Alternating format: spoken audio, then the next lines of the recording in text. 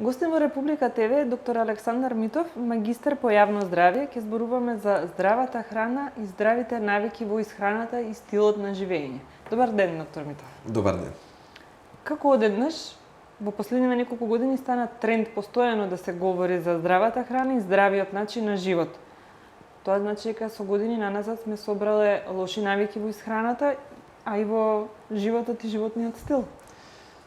Трендовите во медицината најнапред нив да ги допреме се многу и за жал циклично се појавуваат. Од време на време нешто станува популарно, се користи и по неколку години згаснува. Меѓутоа, за жал, времето покажало дека повеќето од тие трендови кои што се појавуваат во медицината, или јас би ја нарекол популарната медицина, за жал се испоставува на крајот дека не биле базирани на наука и од тука не биле точни. Можеме да претпоставуваме дали имало бизнес интереси, дали од X причини биле форсирани одредени храни, одредени диети. Не навлегувам во тој дел. Најважниот дел е дека се покажало дека не се засновани на наука. Така ќе се потсетиме, имаше еден период кога се веруваше дека исхраната базирана на крвни групи е научна, меѓутоа сега денес тоа многу јасно се знае дека не е така. Или еве во моментот е многу популарно да се зборува за глутенот.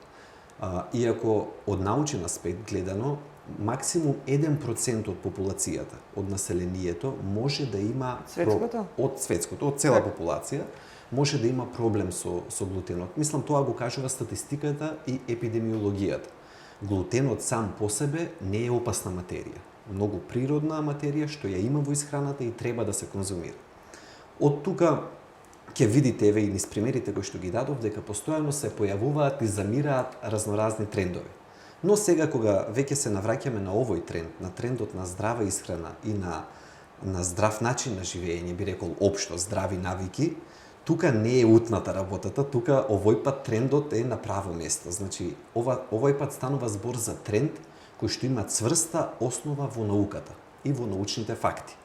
Нели велиме медицина базирана на докази.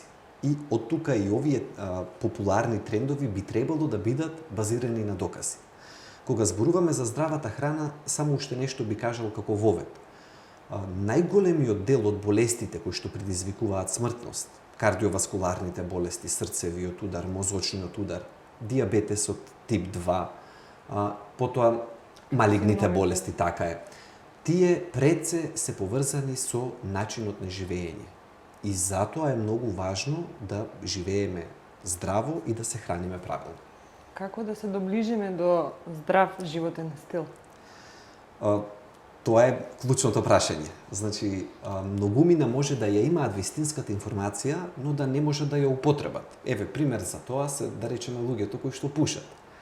Верувам дека општо позната е веќе информацијата дека е штетно да се пуши. Дури и пушачите, ако ги прашате, ќе ви наведат зошто е штетно да се пуши.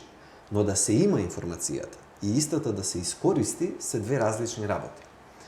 Станува збор за многу лична работа. Одлуката за да се промени живот, да се промени начин на исхрана, на движење, цела една динамика на денот како тече, е многу лична, многу приватна, така да речеме, работа и треба да почне пред се од внатре. Значи, еве сега е баш нова година, нели, периодот кога се запрашуваме како прошла претходната година, правиме една рекапитулација, па како ќе биде следната, правиме планови. Едно од многу згодните прашања е како би сакале да ја живееме следната година од аспект на здравје, но и тие кои што доаѓаат после таа година. Односно, дали би сакале да бидеме поздрави? Ако имаме семејство, дали би сакале да бидеме присутни додека децата растат, додека внуците растат? Значи, тоа се тие клучни прашања од кои што човек треба да почне на патот за промена на својот животен стил.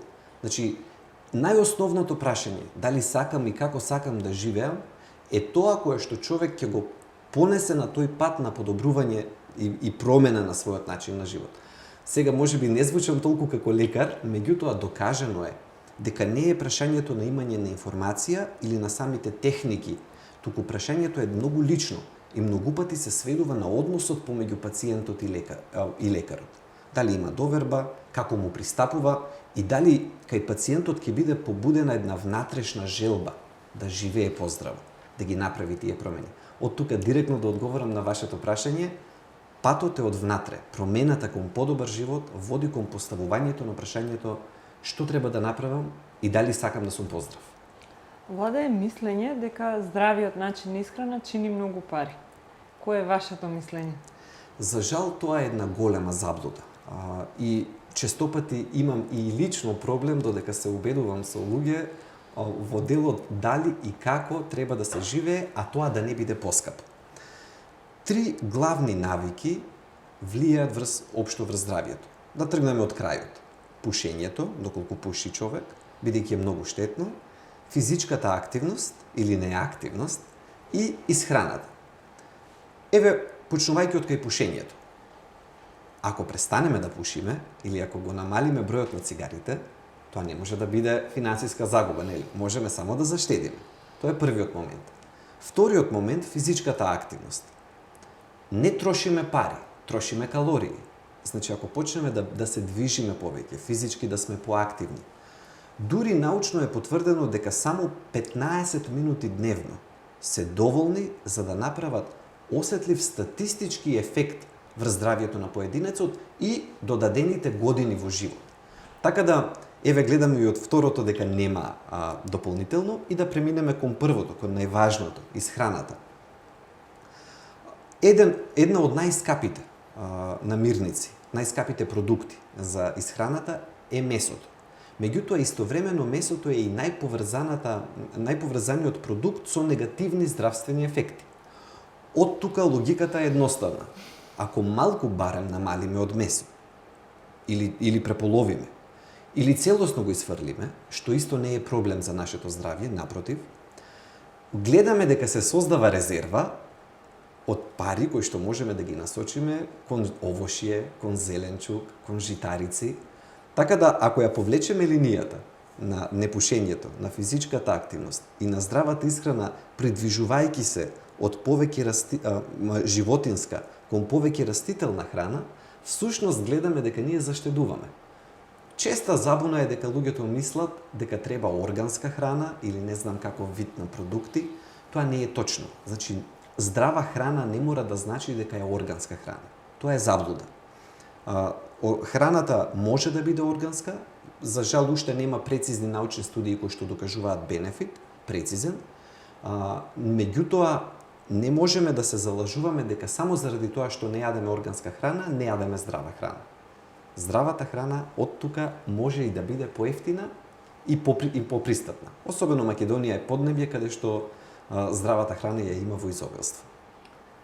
Во време сме на новогодишни празници, завршуваат и божикните пости за оние кои и ментално, и духовно, и телесно го прочистила и умот и душата, ама како да го подготвиме сега телото за наредниот период што следи? Период со месото. Така. Еве да почнам од делот како граѓанин, да речеме, не како лекар, бидејќи еве го спомнавте и спиритуалниот момент. Иако сум лекар, не сум свештено лице, меѓутоа најнапред би кажал дека ако човек почне да се прејадува после постот, тогаш нели ја поразуваме смислата на постот. Од тука, значи, ако тргнеме прво еве од спиритуалната димензија на самиот пост, бидејќи нели постот во суштина е спиритуален чин. Така да, од тој аспект првин човек треба да знае дека ја поразува смислата на зошто постел ако од следниот ден се фрли на претерување во исхраната. Тоа е моето нестручно мислење. Од аспект на стручното мислење, на прејадувањето после исхраната и навиката кон тоа што го нарекуваме нормална исхрана. Тука треба да бидеме извонредно предпазливи, бидејќи нашето тело е навикнато сега веќе на еден друг начин на исхрана. И великденскиот и божикниот пост се долги постови, така да телото веќе е навикнато на поинаков начин на исхрана. Не случајно имаме многу примери на завршување во токсикологија на следните ден-два после завршувањето на постот. Тоа е бидејќи телото се навикнало на една, така да речеме, лаички кажано, полесна храна. И тој момент треба да ни биде јасен дека преодот треба да се случи постепено. И не само после пост, туку и во било кои услови ако се прејадеме, научно е докажано дека после еден многу тежок оброк, 2 сати после тој оброк, за 4 пати се зголемува веројатноста од срцев удар. Бидејќи крвта се згуснува, маснотиите влегуваат во нејзе, крвните садови може да одговорат со стеснување и човек кој што веќе имал предиспозиции за срцев удар, во тој случај може да го убрза тој процес. Или не морал да се случи, но заради тој тежок оброк ќе се случи.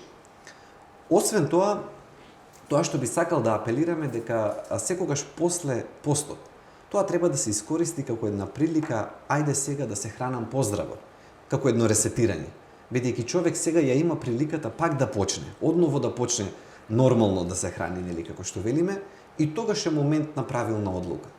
Дали ќе намалиме месо, дали ќе намалиме сувомеснати производи.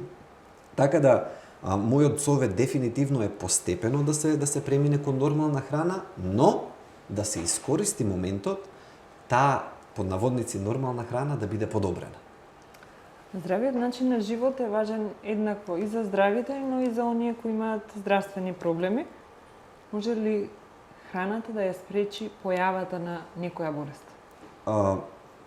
Многу болести се поврзани со исхраната.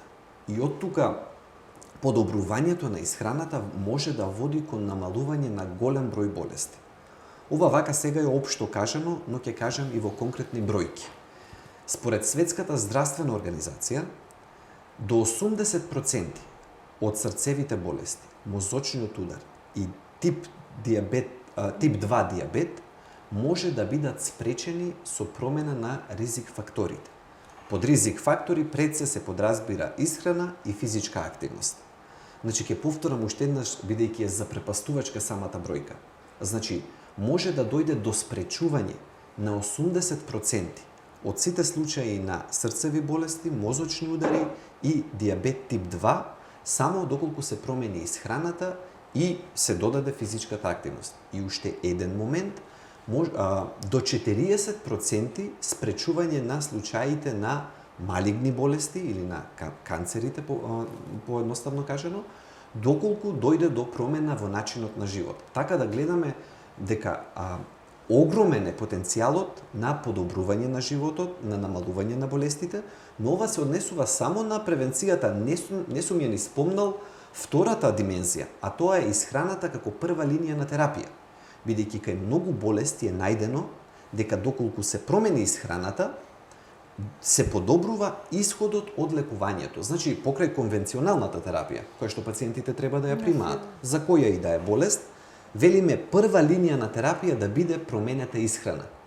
Тогаш му се дава шанса на самиот организам, кој што во најголем дел од случаите и сам се лекува. Ние во медицината нели можеме да потурнеме, да помогнеме, но вистинското чудо на природата е во нашето тело. И со правилна исхрана нашите тела можат да го забрзаат процесот на излекување. Токму и тоа следното прашање, дали можно ли е да постои поврзаност помеѓу начинот на живот и појавата на каков било канцер во организмот? Што вели науката? Така, ќе го повторам. Значи за научни факти говориме. Така, не апсолутно, за... да. Мислам, приметивте дека цело време цитираме така, научни студии, дека се повикуваме на официјални податоци, на Светската здравствена организација и на студии кои што во огромен број испитале и докажале одредени резултати. Во однос на прашањето кое што го поставувате, на поврзаноста со канцер, еве кажавме, до 40% од случаите на канцер може да бидат намалени, односно спречени. До 40% од случаите превенција, доколку се сменат ризик факторите. Пред се мисли на исхрана и физичка активност. Сега, интересен е податокот кој што излезе во јавноста пред отприлика месец и половина. Тоа е кога Светската здравствена организација објави дека така нареченото процесирано месо или обработено месо, салами, сувомеснати производи, паштети, дека истите ја зголемуваат веројатноста за развој на рак на дебелото црево и на панкреасот. Така да гледаме сега веќе дека почнува да се гради една цврста научна база која што го поврзува конкретно месото со тоа што ме прашавте, ракот. Или ќе земаме еден друг случај на рак, ракот на дојка, за кој што можеби во популарно вака помеѓу јавноста, можеби важи ставот дека е генетски поврзан или пред се зависи од гените, но епидемиолошки податоците велат друго. Од 5 до 10% од случаите на рак на дојка се од така наречени генетски причини. 90 до 95% од случаите на рак на дојка се должи на останати ризик фактори, кои што сега да не ги набројувам сите, но еден дел од нив дефинитивно се и здравиот начин на исхрана, здравата исхрана и здравата физичка активност. Само уште еден момент би спомнал, а тоа е дека минатата година Меѓународната агенција за истражување на рак за прв пат излезе со препораки за пациентки кои што имаат веќе диагностициран рак на дојка, за тоа што треба да направат во исхраната за да им се продолжи векот, да се зголеми веројатноста да се победи болеста. И една од нив дефинитивно од тие препораки беше да се намали телесната тежина, потоа физичка активност секој ден. Трето беше да се зголеми количеството на растителни влакна во секојдневната исхрана колку што е можно повеќе. И четвртото беше да се намалат заситените масти во секојдневната исхрана, или накратко кажано да се намали или исфрли месото од исхраната. Доктор Митов, јас ви благодарам за гостувањето во Република ТВ. Ви благодарам и вам.